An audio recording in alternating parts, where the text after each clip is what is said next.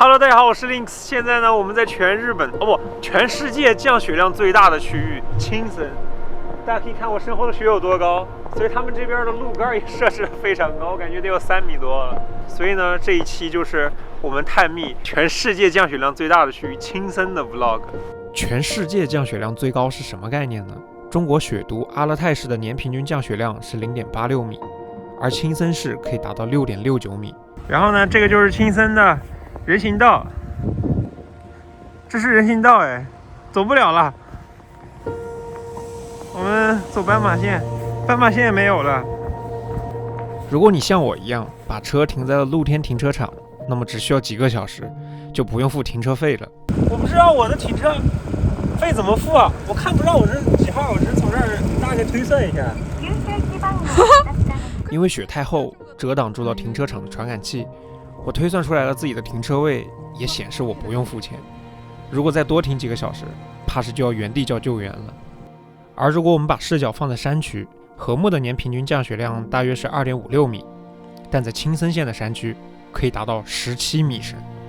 而我们此次的旅行从几乎不会下雪的东京出发，一路北上，在即将抵达青森的时候，我们的目光被深山里的一个瀑布所吸引。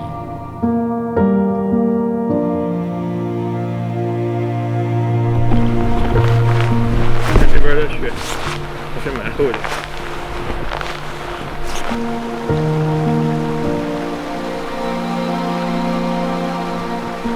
旁边有这么一条小溪，然后我顺着小溪往上走，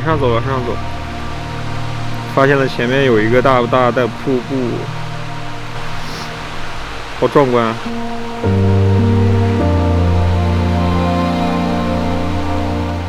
原来这里是去往青森的必经之路。秋天，年平均降雪量接近2.74米，全世界降雪量排名第8。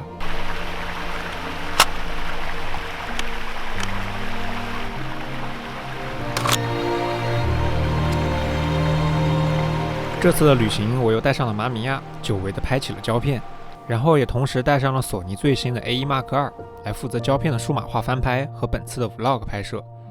因为这次的路途遥远，所以我们决定在秋田县山中的温泉旅馆住上一晚，先感受一下世界降雪量第8的魅力。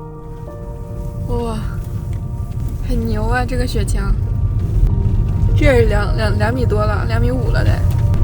今天晚上我们住的地方呢，就是在这样一个深山里面，它有超级棒的温泉，也有着非常厚的积雪。因为我们像那个变成了小人一样，就开了一个玩具车。哇！呜呼！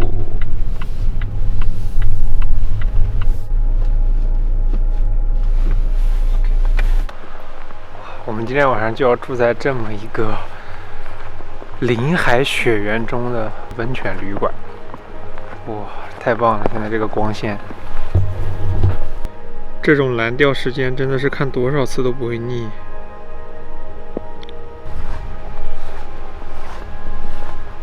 传统的温泉旅馆都会有精心准备的日式晚餐，而最幸福的事情就是吃饱了饭，下着雪去泡温泉。泡温泉还有一个蜜汤啤酒。日本有一个蜜汤守护协会，就是有各种好的温泉叫做蜜汤，尝一下。它是由这边白神山地产的那个酵母酿造的，这个算是我喝过最好喝的。干杯！甜甜的。一般来说，公用的温泉是不能拍摄的，但我们住的这家有2个私汤。终于能带大家看看我最爱的雪国温泉了。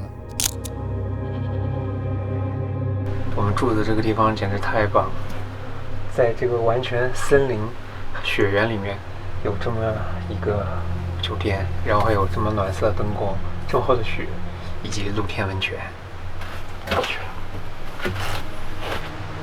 虽然我们只在这里住了1晚，但是不厌其烦的在不同的时间泡了3次。而最美的一次一定是第2天早晨的蓝调时间。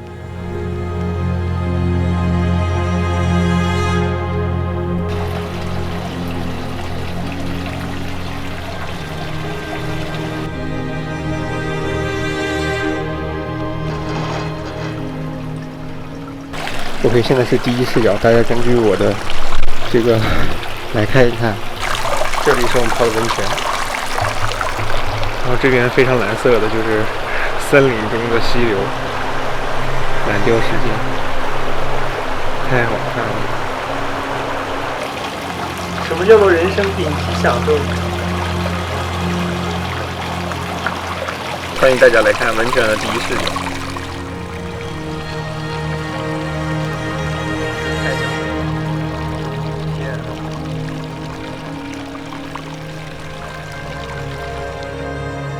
所有的这些画面都是由 A1 Mark II 拍摄的，第二档4000的原生 ISO 和更棒的色彩科学，帮我记录下了最让我印象深刻的蓝调时间。酒店的大厅里贴着一张从1974年就废弃的学校观光海报，离这里只有30分钟的距离，即使是冬天也有人出雪值守。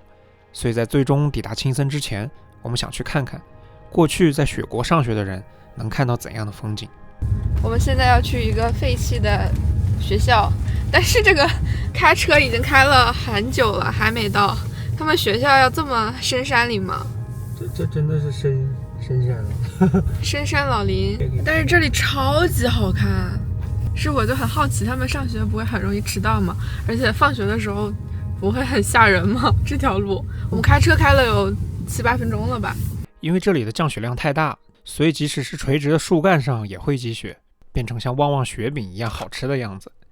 大概从主路往山里开10分钟左右，我们就到达了废弃学校。这也是个小学，现在经过整修和维护，主要作为观光目的对外开放。这也让我们有了一个特殊的视角，去一窥雪国的生活。这也其实又是雪国里面的又一种时间停止的地方。我们继续看一看，这种时候就尤其适合用胶片拍。看我发现了什么？这有一个炉子，说明这个小学以前是烧柴。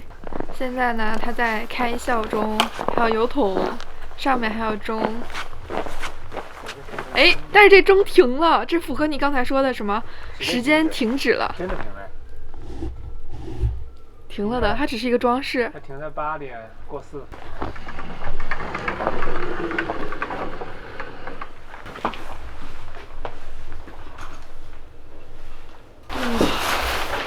这个是当年的人穿的草鞋，这是什么？雪鞋。我们要从哪开始？从这个草鞋开始。我觉得这就是我跟你在一块儿这么久理解到的摄影的精髓。什么精髓？就是拍没有见过的东西啊，和别人没有见过的东西。A1它这个翻转屏非常的方便。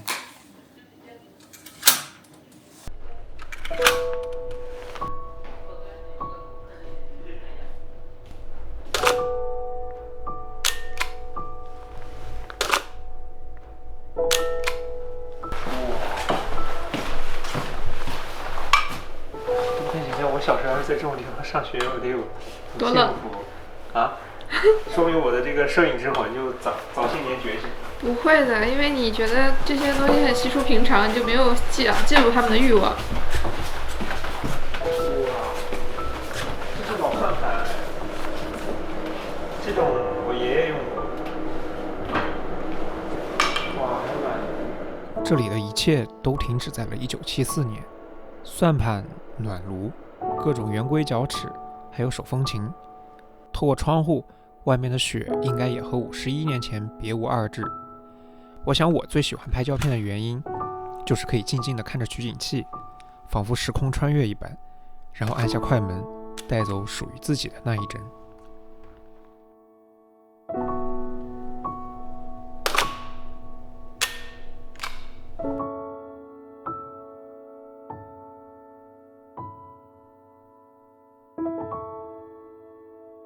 哎，上课了。今天我们要学如何画出一只完美的螃蟹。你这画出了一只肥胖的螃蟹，眼睛都到那儿去了。从这座学校再开3个多小时，我们就离开了秋田，终于抵达了青森县的边界石和田湖。这起雾了吧？对。乖乖，到石河田湖这边，早晨一起来，真的就完全是我期待的这种雪之国的场景。而我也在这个湖面见到了神奇的雪之结界。就这种湖面上的蓝调时间真的非常的不一样，特别是这种下着雪的时候，就给人这种非常死亡的黑暗的感觉。哇，现在我身边这就是渐变的颜色，这边天气好一点，那边在下雪。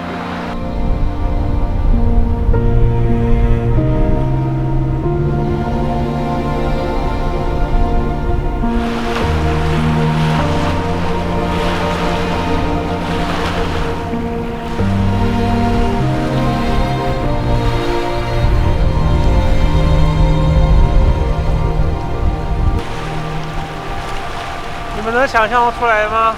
刚刚还能看到对面的山，现在什么都没有了，开始下雪了。哇，这个氛围感我太喜欢了，我要拍一张。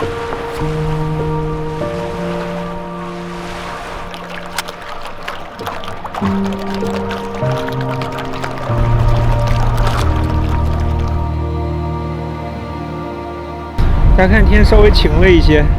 我现在开始飞无人机了。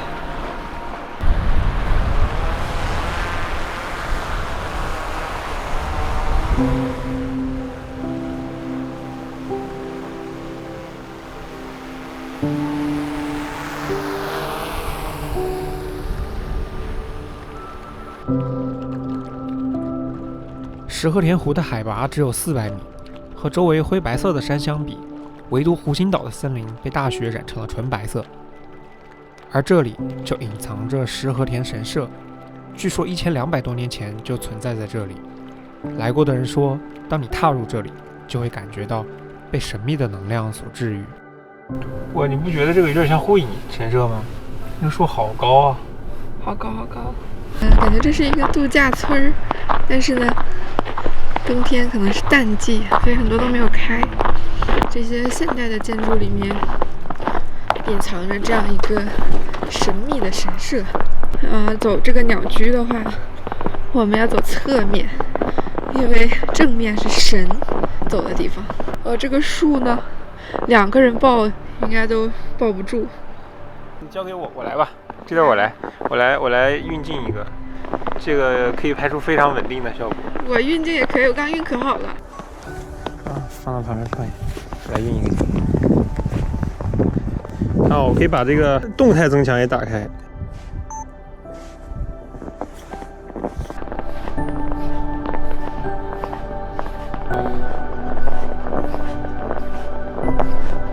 这还有什么稳定器？刚刚走进神社的这个山门，然后抬头看到上面的本殿，就让我想起来打黑神话的时候到小西天打小西天拳皇的那个场景。上面不会有一个人背着手绑着自己的双手跪在地上吗？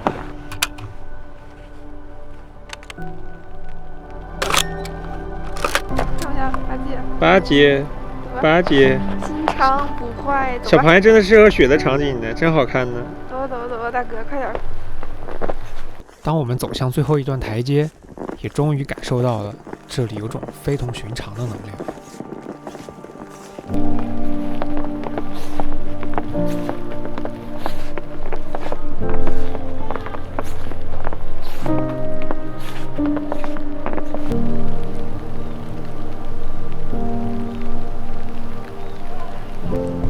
这个 RB67上屏幕全是水珠，我都看不清了，我天！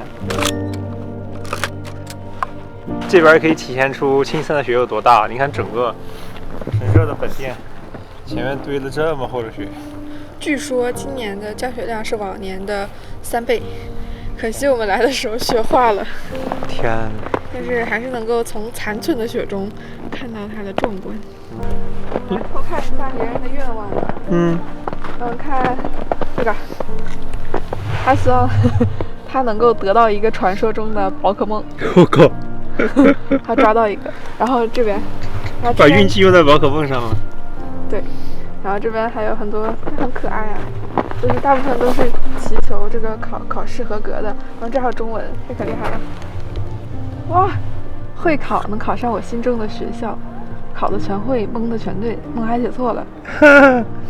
希望身体健康，幸福快乐。你说会不会是你帮他读出这个愿望，这个光出来的时候，他是实现了呢？那我读我的吧，我希望我发大财，发大财，身体健康，发大财。你写一个。阳光透过森林照在盖满了雪的灰马上，这样的风景真的很治愈我。青森为什么会有如此巨量的降雪呢？每到冬天，来自西伯利亚的寒冷季风经过温暖的日本海，就会吸收大量的水汽，形成强大的雨云。而这些雨云撞上青森的八甲田山，被迅速抬升冷却，就形成了源源不断的强降雪。而旅程的最后，我们也终于抵达了青森县的市区。我面前的呢就是雪国的公园，来一起走上去吧。这个公园的地基因为下雪已经被抬高了1米。当我们走进来的时候，已经有这么高了。我的天！青森今年遭遇了12年一次的超大降雪，是以往降雪量3倍多。这里的居民每天早晨都要至少提前1个小时起来，给自己的家门口除雪，才能正常出行。我去！雪比窗户都高，一觉醒来，雪把家给埋了。人在雪里都铲雪，整个河道的雪都很厚。天哪！青森这边因为巴士站雪都很厚，所以他放了一把铲子，然后写了一个告示，请大家一起帮忙除雪。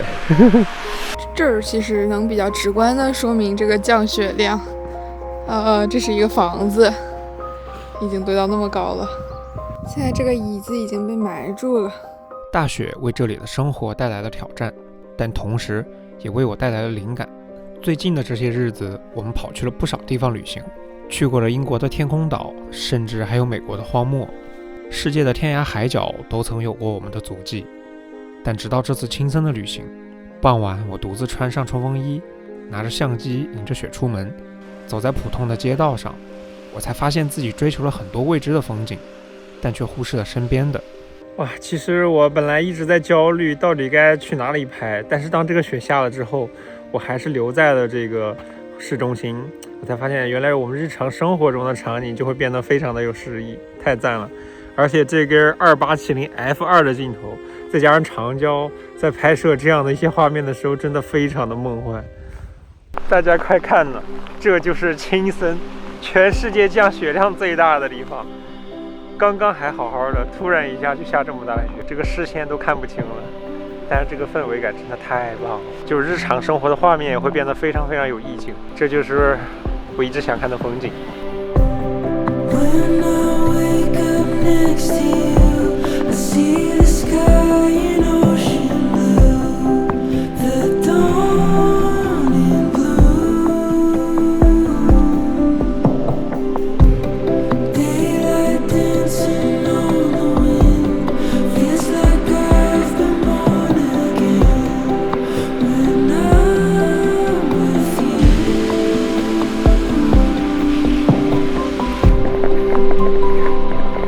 I'm